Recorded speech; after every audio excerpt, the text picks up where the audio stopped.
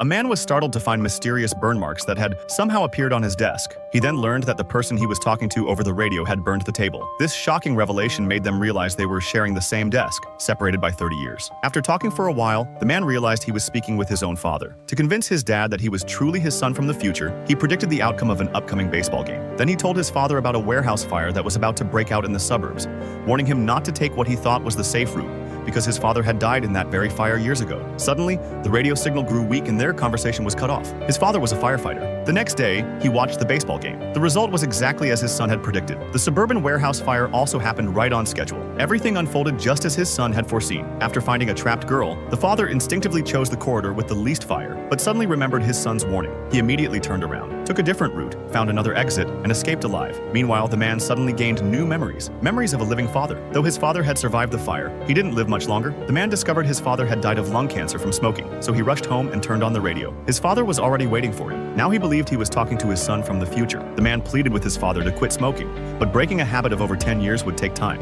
Later, the man returned to the police station, discovered his mother had died in a serial killer case. He ran home to tell his father what had happened, hoping his father could catch the killer so his mother could survive. Fortunately, his son had the case files, so he told his father how to set a trap, but the killer noticed his father's presence, knocked him unconscious during the ambush, and stole his ID. When he got home, the father told his son he had failed. The killer now knew his address and he was deeply worried about his family's future safety. But his son was actually excited because the killer would leave fingerprints on the wallet, which his son could find 30 years later and use as evidence. So the father sealed the wallet and hid it under the floorboards. In the future, the man found the wallet. The next day, he immediately brought it to the police station for fingerprint analysis. But then the police came looking for his father and arrested him because the killer had committed crimes using the stolen ID. The killer then impersonated a police officer, entered the interrogation room, and pointed a gun at the father. But just then, someone opened the door. The killer quickly hid his gun and fled, but the father knew he'd be back. So he broke an electrical wire, tied one end to the iron door and the other to the door handle, then poured water near the entrance. When the killer returned, the father threw the wire at his feet. The killer was electrocuted and knocked unconscious. The father escaped and called his son.